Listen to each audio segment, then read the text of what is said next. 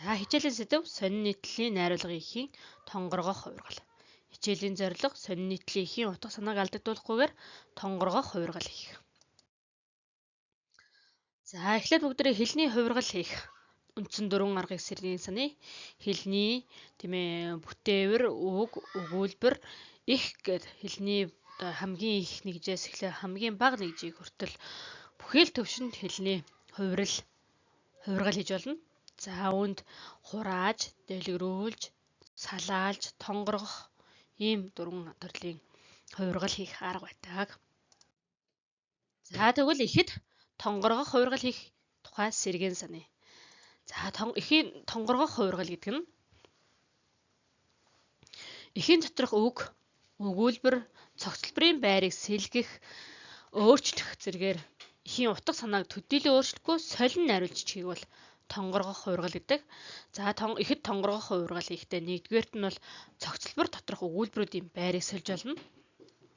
Хоёрдугаар цогцлборуудын байрыг сольж болно. За жишээлбэл 5 цогцлбор байлаа гэхэд хамгийн ихэндээс нь цогцлборыг 3-т нь. За 2 дахь цогцлборыг 5-т нь гэх юм иймэрхүү байдлаар байрыг сольж найруулж болно. За 3 дугаарт нь эхийн бүтцийн хэсгүүдийн байрыг солих буюу эхлэл, гол, төгсгөл хэсгүүдийн байрыг солих байдлаар тонгоргох хувиргал хийж болдог.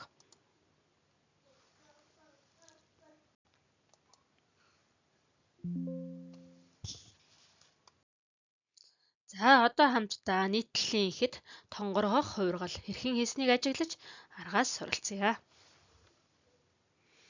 За зохиолч Батжаргалын Хөх манхан тэнгэрийн доор гэсэн нийтлэлийнх байна. За энэ ихийг сайдаар ажиглавал 4 цогцлбороос бүтсэн байна. За тэгээд Номын баярын үеэр Завхан аймгийн Улайстай хотод болсон Номын баярт оролцсон тухай тэмдэглэл байна, тийм ээ. За ингээ ажиглал энэ цогцлбор их бол одоо ийм 4 цогцлбортой ийм их байна.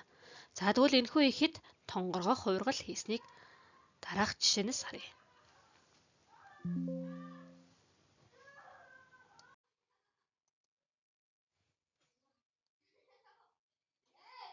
За энд яасан байна гэх нөгөө 4 цогцлборын байрыг сольсон байна, тийм ээ. 2 дугаар байсан цогцлбороор эхлээд ингээд хамгийн ихэнд байсан 1-р цогцлборыг энд 3 дугаарт байрлуулж ингэж цогцлборуудын байрыг сольж бичсэн байна.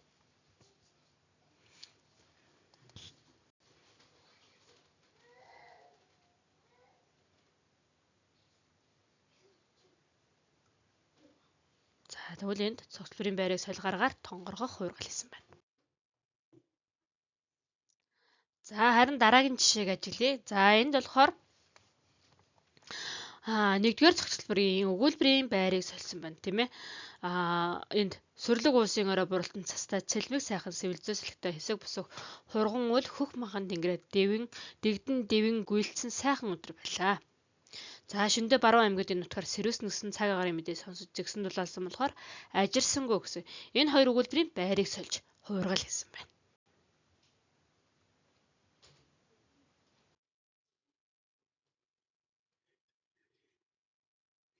За хэрвээ бид нар энэхүү ихийг бүтцээр задлаж харвал эхлэл хэсэг, тийм ээ.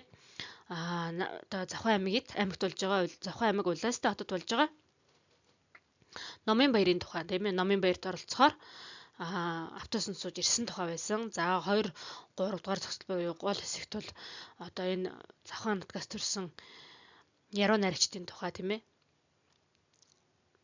байсан байна. За тэгээд Номын баярын эхний өдөр нь одоо ардын дүрслэлийг хэлэл гэсэн уралдааны материалд өгнөд хоёр дахь өдөр нь зохиолчтой уулзаж уулзалтанд оролцлоо гэсэн ийм гол үйл явдлуудыг бичсэн бол за төгсгөл хэсэгт болохоор зохиолч уран зохиолын багш Бямсрынгийн яриагаар одоо тэмдэглээ дуусгасан байна. За ингээд харуул эхлэл гол төгсгөл ийм байсан. Тэгвэл одоо бүгдээрээ бүтцийн хэсгүүдийг сольж хувиргал хий. За ингэхдээ нөгөө гол хэсэгт байгаа хоёр цогцлборыг эхэнд эхлээд, тийм ээ, гол хэсгийн хоёр цогцлбороор эхлээд нөгөө эхлэлд байсан цогцлборыг дунд оруулаад иржээ. За ингээд ийм байдлаар бүтцийн хэсгүүдийг байрын сольж тонгоргох хувиргал гэж болж байна. За За хичээлээ анхааралтай үзээд сорилыг ажиллаарай.